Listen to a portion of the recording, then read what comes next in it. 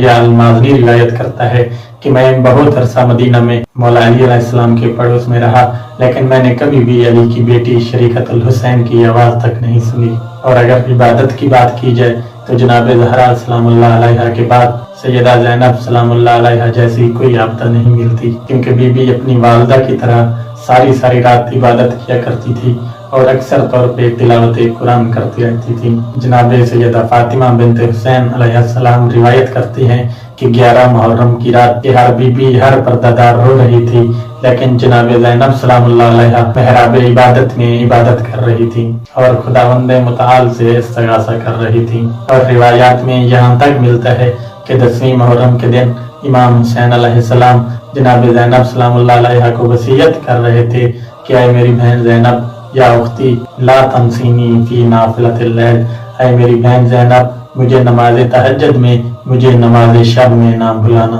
और इसी तरह अगर जनाब ज़ैनब सलामुल्लाह अलैहा के इल्म की बात की जाए तो वो बीबी हैं जिनको आलिमा गैर मुअल्लमा का लक़ब मिला।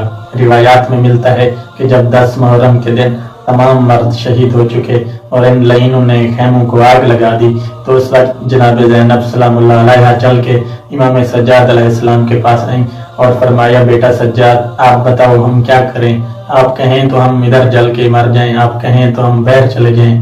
तो उस वक्त इमाम सज्जाद अलैहिस्सलाम ने फरमाया, ऐ फूफी अम्मा अंत आलिमा तो गैर मुअल्लमा, ऐ फूफी अम्मा आप तो आलिमा गैर मुअल्लमा है और आप मुझसे सवाल कर रही है। और इसी तरह अगर जनाब सैयदा ज़ैनब सलामुल्लाह अलैहा के फसाद व बलागत की बात की जाए तो 10वीं मुहर्रम के बाद जब खानवादा अहले बैत को असीर करके दरबारों और बाजारों में लाया गया तो जनाब ज़ैनब सलामुल्लाह अलैहा ने जब दरबार में खुतबे दिए तो लोग परेशान हो गए, यहाँ तक कि लोगों की आवाजें आने लगी कि फिर से अली कैसे आ गए, कौन है जो अली की तरह खुतबा दे रहा है, वही दबदबा है, वही फसाद व बलागत है। और अगर बीबी सलामुल्लाह अलैहा की शादी के मुतालिक बात की जाए तो बीबी सलामुल्लाह अलैहा का अक़द ऐसे शख्स से हुआ कि जिसके लिए तारीख में बहरुल जौद का लक़ब पाया जाता है। बहरुल जौद यानी सखावत का समंदर, और जनाब अब्दुल्ला का ये मशहूर लक़ब था।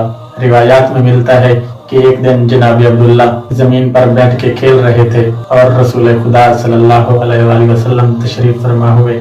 आपने पूछा, अब्दुल्ला क्या कर रहे हो? तो जनाब अब्दुल्ला ने फरमाया कि मैं तिजारत कर रहा हूँ।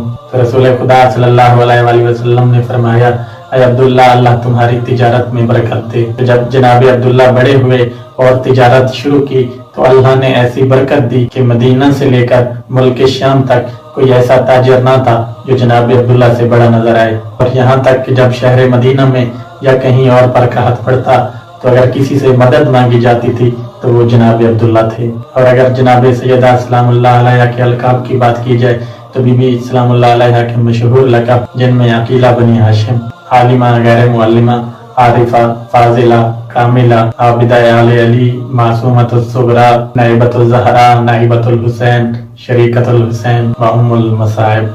और बीबी सलामुल्लाह अलैहा की औलाद आम बिन अब्दुल्ला, मोहम्मद बिन अब्दुल्ला, अब्बास बिन अब्दुल्ला, अली बिन अब्दुल्ला और उम्मे कुलसूम। ये मुख्तसर सा तारुफ था जनाब सैयदा ज़ैनब सलामुल्लाह अलैहा का जो आपकी खिदमत में अर्ज किया। आखिर में दुआ है कि खुदावंद मुताल हमें सीरत आले मोहम्मद पर चलने की तौफीक अता फरमाए। वस्सलाम।